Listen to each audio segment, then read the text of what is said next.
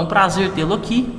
E o objetivo principal aí desse vídeo é basicamente compartilhar aí mais um pouco de análises e avaliações envolvendo amplificadores operacionais. Nesse caso aqui nós temos basicamente um circuito, né, composto por um amplificador operacional em malha fechada com realimentação negativa. Veja, eu tenho uma realimentação negativa, o resistor R3 aqui na realimentação, e eu tenho na entrada duas fontes de correntes, a fonte I1 e a fonte de corrente I2, uma resistência de carga na saída do meu circuito, né? Então basicamente a gente tem duas fontes de corrente atacando o circuito com o amplificador operacional. Esse amplificador operacional está operando em malha fechada com realimentação negativa e conectado a uma carga resistiva na sua saída. Bom, vamos considerar que nós precisamos encontrar a relação matemática desse circuito, isto é, a relação da saída em função das entradas. Nesse caso, a tensão de saída em função das correntes de entrada. Então a gente tem duas correntes que irão influenciar na tensão de saída, na tensão Vout. Para a gente fazer essa matemática, a gente precisa usar aí os conceitos básicos que a gente aprendeu de amplificador operacional: curto-circuito virtual, impedância de entrada infinita, né? Conceitos simples aí, básicos, que a gente consegue utilizar para equacionar, para matematizar, para analisar qualquer circuito. Muitas vezes, quando a gente tem amplificador operacional, a gente está acostumado a identificar aquela configuração das configurações comuns, né? Inversor, não inversor, subtrator, integrador, diferenciador, somador, e simplesmente aplicar a equação que a gente já conhece. Mas se nós precisarmos matematizar, se a gente encontrar aí um circuito diferente dos básicos, dos típicos, e a gente então precisa usar aí lei de Ohm, lei de Kirchhoff, as ferramentas básicas aí da eletricidade, mas os conceitos de amplificador operacional para podermos matematizar o circuito. Então veja, eu não comentei, né? A gente tem duas resistências.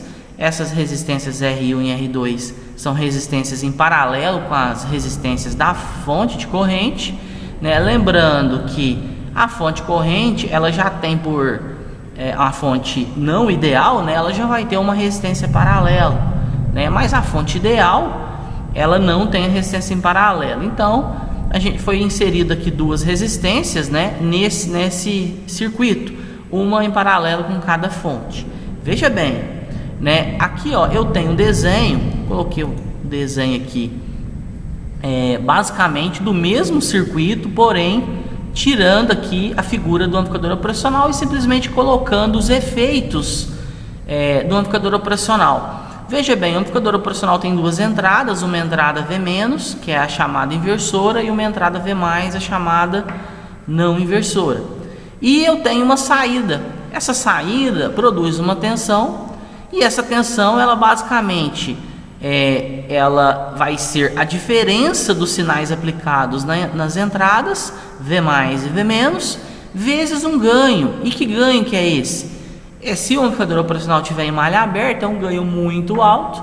Se ele tiver em malha fechada, que é o caso aqui, isso vai depender dos elementos externos, dos elementos resistivos normalmente, né? Externos que estão conectados ao amplificador operacional. Então, partindo da nossa análise aqui, né, considerando o curto-circuito virtual. Então, o amplificador operacional, ele tem um curto-circuito nas suas entradas. Esse curto-circuito é chamado de curto-circuito virtual, por quê? Porque há um curto-circuito apenas para tensão e não para corrente. É um efeito, né? Então, se há um curto-circuito virtual nas entradas, V- é igual a V+. Então a tensão da entrada inversora é igual à tensão da entrada não inversora. Então a gente parte desse critério. Depois, V- é basicamente o que? V- é a tensão da entrada inversora. porém a tensão desse ponto é a tensão desse ponto, é a tensão desse ponto, é a tensão desse ponto. Bom, se V menos é igual a V mais, então V mais aplicado ao resistor R2, basicamente nós teremos a corrente I2. Então, veja, eu tenho uma fonte corrente, essa fonte corrente ela vai circular toda pelo resistor R2. Por quê? Porque não haverá derivação para a entrada do amplificador operacional, porque a gente está considerando que o amplificador operacional ideal e a impedância de entrada é infinita, a impedância de entrada é muito alta. Então, essa corrente toda vai circular por R2. Então, I2 vezes R2 vai ser a queda de tensão no resistor R2, VR2. Então, VR2 é I2 vezes R2. Mas o que é VR2? É a própria tensão V+. Lembrando que a tensão V+, é a tensão desse ponto para o terra. E o terra, a referência, está aqui embaixo. Não foi ilustrado aqui, né? Mas aqui, ó, no circuito de cima, a gente tem que esse ponto aqui, ó, que é ponto comum das cargas, das duas entradas e das duas resistências, é a minha referência do meu circuito.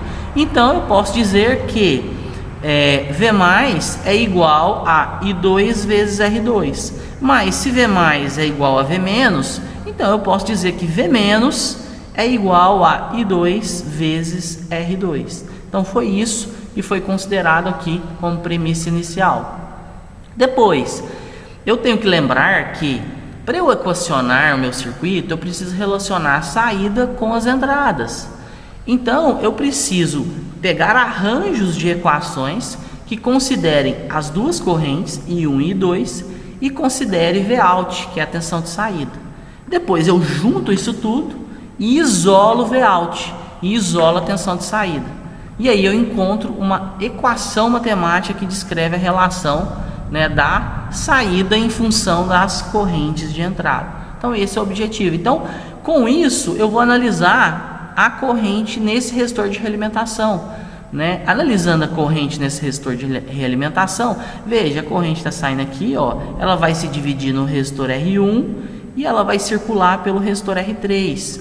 Lembrando que não há corrente na entrada do operacional devido à impedância muito alta, impedância infinita de entrada.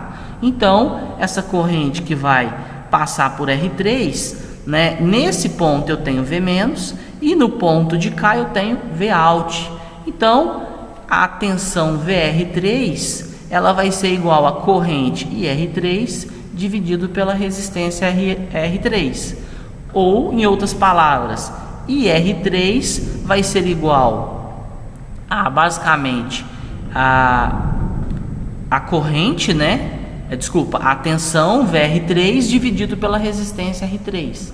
Mas o que é a tensão VR3? A tensão VR3 é a tensão no ponto onde a corrente está entrando no elemento, menos a tensão no ponto onde a corrente está saindo.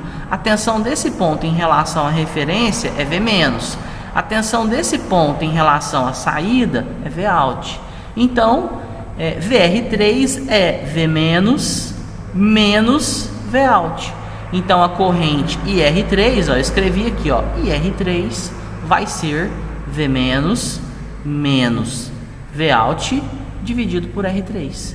Então, encontrei a relação matemática que trabalha com o termo Vout, né? Então eu tenho basicamente corrente R3 valendo V menos menos Vout dividido por R3. Mas V menos eu já conheço, veja aqui em cima, V menos é igual a I2 vezes R2. Então eu vou substituir no valor de V menos I2 vezes R2. Então eu vou reescrever a equação ficando que IR3 é igual a I2 vezes R2 menos Vout dividido por R3. Beleza, aqui eu já tenho um conjunto de elementos matemáticos aqui que me dá subsídio de montar a equação final. E aí, para montar essa equação, a malha que relaciona a saída com a entrada é essa malha de cá, ó. Então eu vou considerar que a corrente I1, veja bem, essa corrente I1, ela vai se dividir nesse resistor R1 e o restante vai para o resistor R3. Lembrando que a corrente na entrada do operacional é nula. Então eu posso escrever que I1 é igual a IR1 mais IR3. Bom, IR3 a gente acabou de analisar aqui, ó. Eu simplesmente vou pegar esse termo e substituir aqui, ó, no lugar de R3. Então eu vou ter que I1 é igual a IR1 mais o IR3, que é todo esse termo aqui. Bom, mas o que é IR1? Veja que o IR1, que é a corrente que circula nesse resistor, é a tensão nesse resistor dividido por essa resistência. Mas qual que é a tensão nesse resistor? É a própria tensão V- em relação à referência que está no outro terminal do resistor. Então, dessa forma, nós reescrevemos, né, considerando que no lugar de IR1 eu coloco V- dividido por R1. Agora, V-, lá no início eu já tinha definido. V- é igual a I2 vezes R2. Então eu vou voltar a substituir aqui, ó, no lugar do V-, eu vou colocar I2 vezes R2. Bom, dessa forma, eu tenho aqui I2, e I2 de novo, Vout e I1. Então nessa equação aqui, ó, eu tenho o valor, né, de I1, I2 e Vout. Só que eu tenho que considerar que a minha equação ela vai ser influenciada pelos resistores, né? Eu quero encontrar Vout em relação a I1 e a I2, mas eu tenho que integrar os resistores na equação, se eles influenciarem, né? Como nesse caso aqui eles influenciam.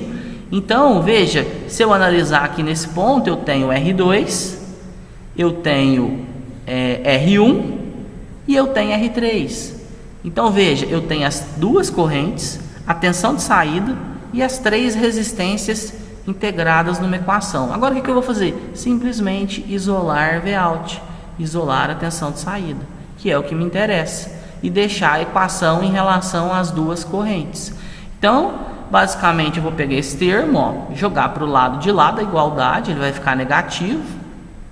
Depois, eu vou pegar o resistor R3 aqui embaixo, que eu reescrevi, né? Eu simplesmente peguei esse termo, joguei para o lado de lá, ó, ele ficou negativo. Agora eu vou pegar o resistor R3, que está do lado de cada igualdade, vou passar multiplicando os dois termos. Então o R3 passa multiplicando o I1 e ele passa multiplicando aqui esse termo I2 vezes R2 dividido por R1. E aí eu reescrevo a equação e fico apenas com I2 vezes R2 menos Vout. Agora esse termo que está do lado de cá, para deixar simplesmente o Vout isolado, eu vou passar para o outro lado da igualdade negativo. Veja, eu só reescrevi. I1 vezes R3 menos esse termo todo, menos agora I2 vezes R2. Peguei esse termo, passei para o outro lado da igualdade. Fiquei com o Vout isolado. Agora eu vou simplesmente fazer uma multiplicação por menos 1, né? Veja que eu vou inverter o sinal de todo mundo e escrever com Vout aqui na esquerda, isolado. Então vai ficar Vout é igual, esse termo que era negativo passou a ser positivo, esse termo que era negativo passou a ser positivo, e esse último termo que era positivo passa a ser negativo. Bom, tá aí a equação final.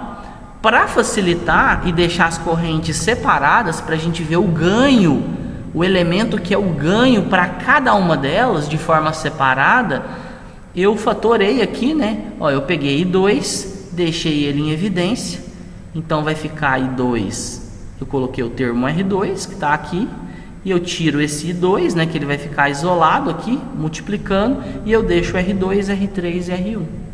Então tá aí. Essa é a resposta final. Veja que eu tenho um ganho para corrente I1. O ganho é muito simples, ó, da fonte de corrente I1. O ganho está relacionado com o resistor de realimentação, que é o resistor R3.